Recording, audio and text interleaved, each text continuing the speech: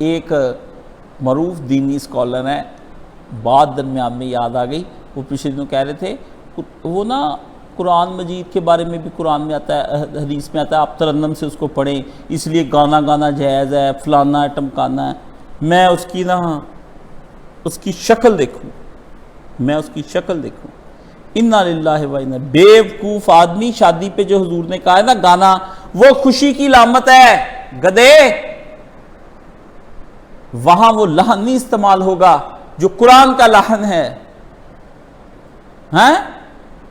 نصرت فتح علی خان کے لحن میں قرآن پڑھنا ہے یا حضرت داؤد علیہ السلام کے لحن میں پڑھنا ہے؟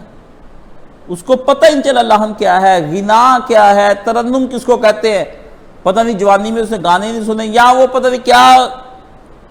ٹھیک ہے شادی پر تم گانے کے قائل ہو، اور کہتا ہے روزے میں گانا جو ہے اس کے بارے میں بھی اس نے سوال بننے نے کیا، بھی سنا جا سکتا ہے روزے میں گانا؟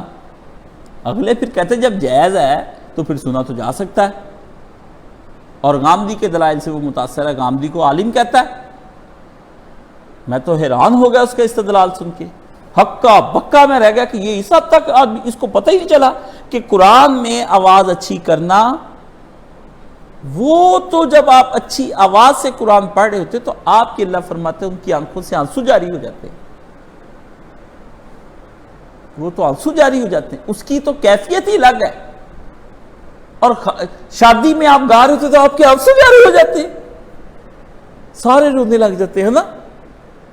ایک ایڑی شادی جیچ رونا لے گانے کے بعد آنسو، وہاں وہ شادی میں گانے کا کسی لڑکی کی ہو رہی ہو اور یہ اس کی اس سے نہ ہوئی ہو، پھر یہ گانا گائے تو آنسو جاری ہو سکتے ہیں، ٹھیک ہے نا، سمجھ گئے نا۔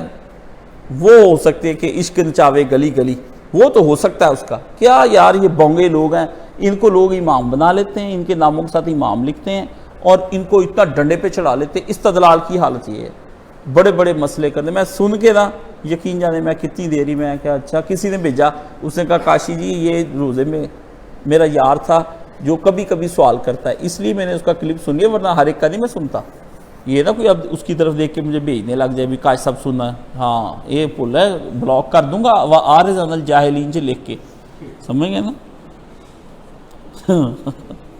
ہاں وہ تو پڑھیا لکھا بندہ، وہ تو پوچھنا ہی سی، سمجھدار سی، قرآن پڑھیا، حدیث پڑھا، سب کچھ پڑھا، اس سے سوچ کر کہا کہ یہ جو اس نے دلیل دی ہے یہ کیا آپ کہتے ہیں؟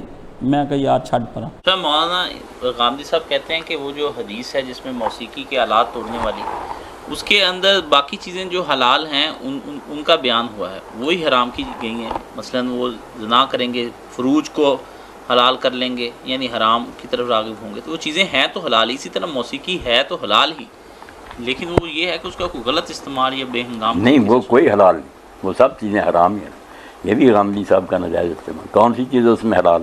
ریشم بھی مردوں کے لیے حلال، مردوں کی بات ہو رہی ہے کہ مرد ان کو اپنے لیے حلال کرنا، ریشمی لباس دین بھرا ہوا کہ حرام ہے مردوں، زنا بھی سب کے لیے حرام ہے، کوئی چیز اس میں ایسی نہیں کہ وہ حلال ہے اور وہ حرام کیا لے، جائز کوئی چیز ہے۔ یہ بالکل بڑی، یہ جب موسیقی شروع ہوئی ہے نا تو آپ دیکھیں گے بنو امیہ کو منع تھا، انہوں نے یہ لانتے شروع کی نا، نسائی شریف میں آتا ہے کہ حضرت عمر بن عبدالعزیز نے خط لکھا اپنے چچا کے لڑکے کو کہ تیرے باپ کی برتوں میں سے یہ تو مجھ سے کہہ رہا کہ مجھے یہ دے، تیرے باپ نے یہی کرتوت کی ہے نا کہ معاذ شروع کرا، ہر جگہ موسیقی چل پڑی، ساتھ چل پڑے، یہ لانتے شروع کی، مجھ سے تو کہہ رہا میری مدد کیا مال کرو، دین کہہ سکتے۔ تو حنین ایک نام کا گویا، مدینہ کے رسول کا اس طرح مزاج خراب ہو گیا، لوگوں کا ذہن خراب کہ مدینے میں آئے کہ مرد نے ساز شروع کیے، سننے کے لیے لوگ چھتوں پر آ گئے، چھت کی گر گئی اور وہ نیچے دب کر حنین بھی مر گیا، بہت سے لوگ بھی مرے۔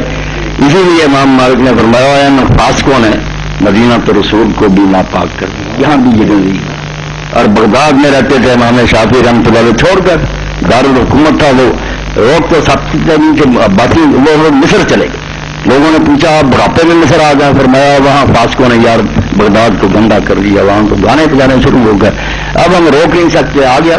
تو یہ بدماشی دیر سے شروع ہوئی ہے، ہم روک نہیں سکتے، مگر ہے شہزاد میرے بھائی یہ سب چیزیں ناپاک، اور اس کے لیے دلیلوں کی ضرورت نہیں، جیسے عیسیٰ علیہ السلام فرماتے نا درخت اپنے پھل سے پہچانا جاتا، گانے سننا شروع کر دے، بہت افضل کے بعد قسم اٹھا کر دکھائے کیا آ رہا اس میں، اللہ کے رسول کی محبت آ رہی ہے، فکر آخرت آ رہی ہے، کوئی اللہ کی یاد آ رہی ہے، دن بدن دل گندا ہو رہا. تو زبان ان کو ملی ہوئی جتنی چاہے غلط وکالت کرتے رہے، جانتے سب ہے کہ یہ حرام کاری کا رستہ. وہ ابن مسعود رضی اللہ عنہ کا جملہ آپ نہ بھولے، کیا لغنا اور رقیت الزنا، جیسے ہو دوسرے منتر ہے نا کہ یہ پھونک مارے کوئی عمل کرنے والا تو اثر ہو جاتا، وہ فرماتے ہیں یہ موسیقی زنا کا منتر ہے، زنا کی طرف جانے کے لیے یہ جھاڑ پھونک ہے، یہ پھونکتے رہو خود ہی بدماش ہو جائے. تو اللہ پناہ دے، اپنے کان بند کریں. حدیث پاک میں یہ صحیح ہے، بالکل صحیح حدیث ابو داؤد کی، رسول اللہ جا رہے تھے، آپ نے آواز سنی بنسری کی، ایسی موسیقی بنی تھی، ایک شخص صرف اپنی بکریاں چرا رہا تھا، اس کے پاس وہ گوزا تھا چھوٹی سی، اس سے وہ بنسری کے ساتھ جا رہا، کانوں میں انگلیاں ٹھوک اور اس وقت تک نہیں نکالی جب تک ساتھیوں نے بتایا نہیں کہ آواز نہیں آتی. اور یہی کام حضرت عبداللہ بن عمر نے دیکھا تھا، بعد میں ان کے ساتھ نافع تھے، چھوٹا تھا وہ نافع اس وقت، انہوں نے بھی کان بند کیے اور پھر نافع سے پوچھا آواز تو نہیں آ رہی، نہ کوئی اس کے ساتھ دوسرے ساز، نہ ناچ گانے. یہ زہر قاتل جس معاشرے میں یہ آیا نا، وہ علامہ اقبال رحمۃ اللہ علیہ کی بات سونے کے حرفوں سے لکھنے قابل. وہی اب ہم کو خود ہی اس میں دیکھ لینا چاہیے کہ ہمارا انجام کیا. تجھ کو بتاؤں میں تقدیر امم کیا. تقدیر پوچھنے کے لیے کسی پنڈت کے پاس جانے کی ضرورت نہیں، دیکھ لو قوم کی قسمت کیا بننا. شمشیر و سنابل، اگر تلواریں اور نیزے ہاتھ میں ہیں تو شروع ہے، ترقی کریں گے تاؤس اور بابا، اور اگر سرنگیاں اور تبلے آ گئے سمجھو ختم ہو، اب نہیں یہ بچ سکتے، ہو رہا ہے صحیح.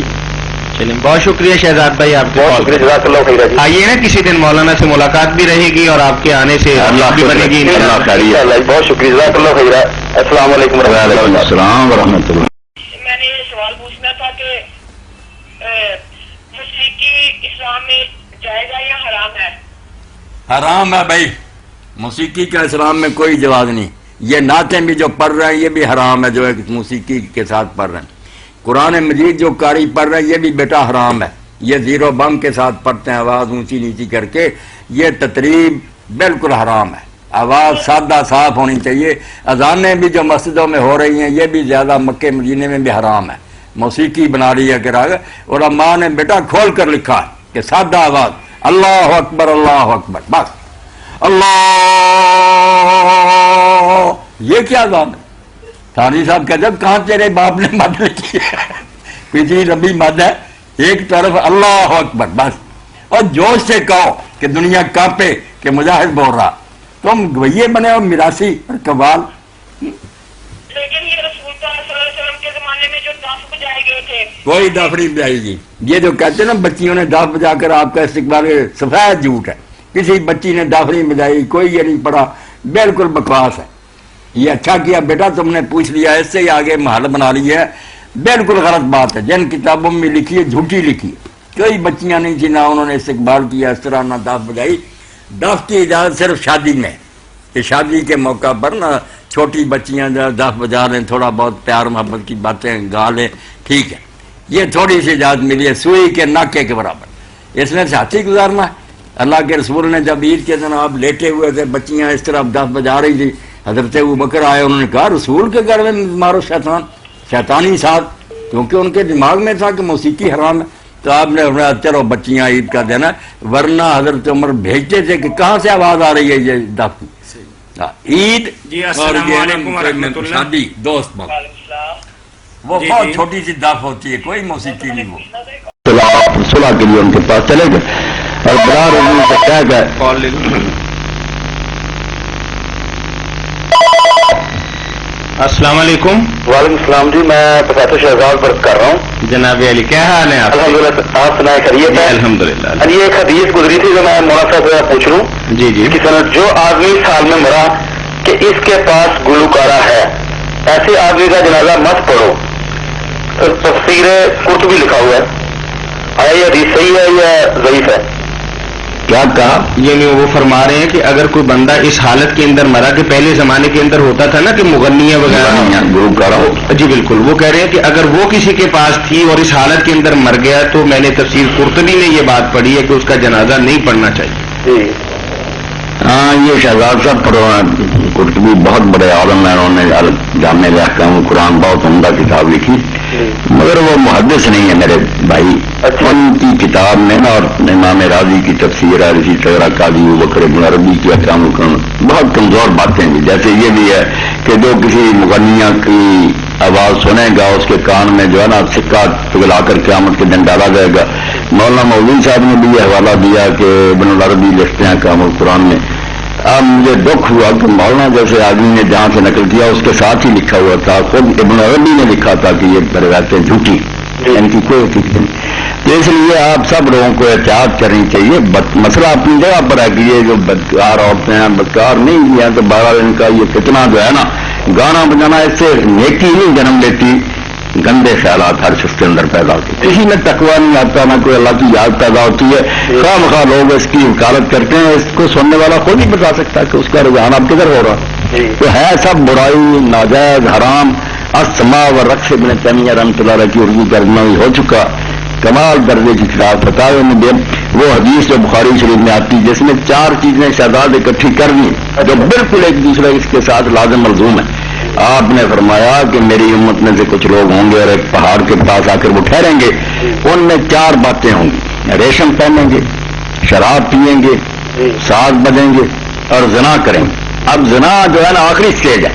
ابن تیمیہ رحمۃ اللہ نے دلائل کے ساتھ اور قوموں کی تاریخ سے ثابت کیا کہ دھندا اسی طرح شروع ہوتا ہے، ریشمی جذبات بھڑکاتا ہے، شراب پیتے ہیں بے ہوش ہو جاتے ہیں، ساتھ جو ہے اس سے پھر جذبات جو ہیں بالکل بے قابو ہو جاتے ہیں اور پھر ایک دوسرے کے گلے پڑ جاتے ہیں، بدماشیاں اپنے یہ جو ہو رہا ہے لوگ خود بتاتے ہیں کہ چاہتے ہیں جو ہوتے ہیں ڈرامے کیا دیتے ہیں، کیا کپڑے اتار دو سامنے، یہاں ہو رہا ہے فیصلہ آباد، تھانے دار ہوتے ہیں، افسر ہوتے ہیں، کپڑے اتروا دیتے ہیں، ننگیاں کر دیتے ہیں، پھر اٹھ کر دھوتی چاہتے ہیں۔ تو یہ ہے یہ چاروں بالکل جس معاشرے میں بھی آئی ہے نا، ریشم، شراب، موسیقی، زنا، بالکل ایک دوسرے کے لازمہ، مگر یہ روایتیں نہیں کی، ہم نے احتیاط کرنی، ہم رسول اللہ صلی اللہ علیہ وسلم کا نام غلط نہیں استعمال کر سکے جو آپ سے ثابت نہیں۔ وہ قرطبی لکھیں، کوئی مولانا مولوی صاحب لکھیں، وہ ان کی غلطی، وہ نہیں حوالہ دینا چاہیے۔ ہم رسول کریم علیہ السلام کی طرف جو بات منسوب کریں گے 1000 مرتبہ سوچیں گے کہ آپ نے میرا نام لے کر کہہ دیا، میں نے نہیں کہا، ٹھکانا جہنم۔ یہی بے احتیاطی کہ ہر آدمی جو جی چاہتا کہہ دیتا، حدیث میں آیا نہیں ایسا کہنا، حدیث نہیں ہے۔ مطلب ایک اور ہے، جو شخص کسی گلوکارہ کی محفل میں بیٹھ کر اس کا گانا سنتا ہے، قیامت کے دن اس کے کانوں میں سیسا پگھلا کر ڈالا جائے گا، اس کے بارے میں آپ کا کیا خیال ہے؟ وہی بات میں نے جو پہلے بیان کی، سیسا آپ نے کہا، میں نے کل ہی کہہ دیا، بات ہے کہ یہ وہ پگھلا کر جو ڈلے گی جھوٹی کی بات، جی بالکل جھوٹی۔ یہ ماہنامہ الفرقان میں یہ شائع ہوئی ہیں؟ نہیں، بے شک کسی میں ہو، ہمارے پاس جب پوری طرح ریکارڈ ہے، سارے راوی پرکھے گئے اور ہمارے بحثیں کی ہیں، ہم کھڑے کھوٹے کو اچھی طرح جانتے ہیں۔ یہاں انگریز کافر نے کہا کہ یار اسلام جو ہے نا یہاں کوئی اندھیرا نہیں ہے، ہم مانے اس دین کو، یہاں دوپہر کے وقت کی روشنی ہے، ہر چیز کلیئر ہے، بیان ہو چکی ہے، اب کوئی عمل کرے نہ کرے باقی ہر جگہ اندھیرا ہے۔ اور اسی لیے شہزاد صاحب آپ ان کے بات خانے میں دیکھیں نا، وہ بنائے ایسی عمارتیں ہیں کہ اندر کا اندھیروں میں آدمی مندروں میں چلا جاتا ہے، ماحول ہی ایسا کہ آدمی سوچے کہ دین کوئی ایسی بات ہے جو صرف پنڈت ہی سمجھ سکتے ہیں۔ اسلام کے اونچے مینار، کھلی مسجدیں، کھلی فضا، میں بتایا جاتا ہوں یہ صاف سیدھا دین ہے، یا کوئی پیچیدگی نہیں ہے، ہر شخص اس کو سمجھ سکتا، عمل کر سکتا، کوتاہی ہماری اپنی عمل نہ کرے، یہاں کوئی ایسی بات نہیں جو مبہم، صاف